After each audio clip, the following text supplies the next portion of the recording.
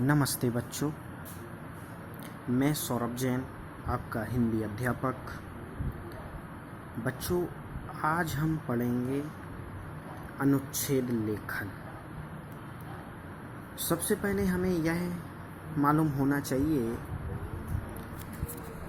कि अनुच्छेद कहलाता क्या है। अनुच्छेद किसे कहते हैं, अनुच्छेद में क्या होता है, अनुच्छेद में हमें क्या करना चाहिए। इन सभी प्रश्नों के उत्तर आज हमें इस वीडियो के माध्यम से आपको मिलेंगे। हम आज पढ़ेंगे अनुच्छेद लेखन। अनुच्छेद को हम पैराग्राफ राइटिंग भी कहते हैं।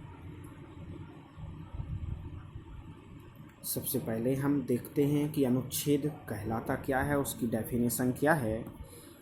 किसी विषय पर इस तरह लिखना कि विषय सार रूप में प्रस्तुत हो जाए, अनुच्छेद लेखन कहलाता है। मतलब यहाँ पर क्या बताया, ये देखिए कि विषय का सार, कि जिस विषय पर हम लिख रहे हैं उसका सार उसमें आना चाहिए।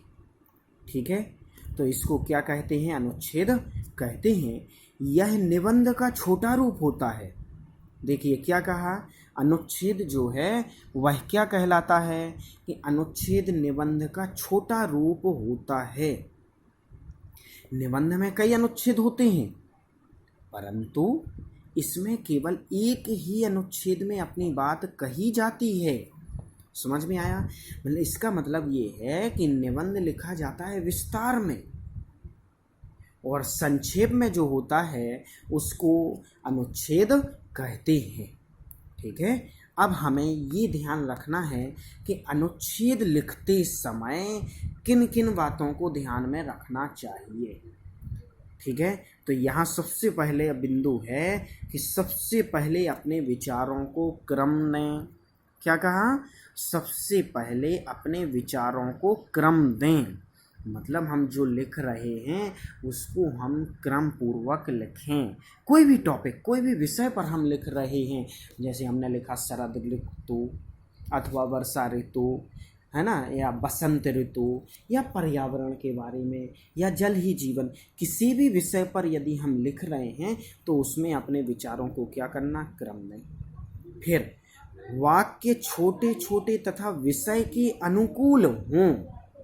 देखो और क्या कहा, वाक्य कैसे होने चाहिए, वाक्य छोटे छोटे होना चाहिए और विषय के अनुकूल होना चाहिए। तीसरा, वाक्य आपस में संबंध रखते हों। और क्या कहा, मतलब जो वाक्य है ना छोटे छोटे, उन वाक्यों का आपस में संबंध भी होना चाहिए। ऐसा नहीं है कि बिना संबंध वाले ऐसे कोई सा वाक्य कहीं भी लिख दिया, ऐसा नहीं। एक तो क्रम पूर्वक होने चाहिए, छोटे होना चाहिए, विषय के अनुरूप होना चाहिए, और एक वाक्य दूसरे वाक्य से संबंध रखने वाला हो। अगला, भाषा सरल व सटीक हो। अनुच्छेद की भाषा कैसी है, कैसी होना चाहिए कि सरल होना चाहिए और सटीक होना चाहिए। अगला बिंदु क्या है कि एक ही बात को बार बार ना दोहराएं।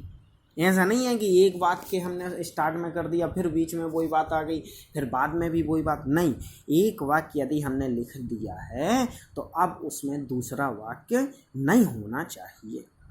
आगे, किसी सूक्ति या कथन का प्रयोग कर सकें तो अच्छा होगा। अनुच्छेद में और क्या होना चाहिए कि सूक्ति या कथन का प्रयोग भी होना चाहिए। यदि हम इनका प्रयोग करते हैं तो ये बहुत अच्छी बात है। ओके, अब लास्ट, अनुच्छेद संक्षिप्त व प्रभावशाली होना चाहिए।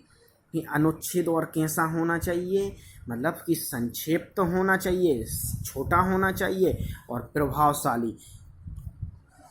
प्रभावशाली का मतलब क्या होता है कि भाई उस पे, उस अनुच्छेद के लिए जब कोई पढ़े तो वह सामने वाले पर उसका असर होना चाहिए। अनुच्छेद कैसा होता है, किसी भी घटना, अनुभव अथवा सूक्ति आदि के पर कुछ भी हो सकता है। तो इसमें हमने जो समझा अनुच्छेद के बारे में, ये अनुच्छेद कैसा होना चाहिए बिल्कुल शॉर्ट में समझते हैं कि विचारों का क्रम पूर्वक होना चाहिए, वाक्य आपस में संबंध रखने चाहिए, वाक्य छोटे होने चाहिए, भाषा सरल और सटीक होनी चाहिए, कोई भी बात जो है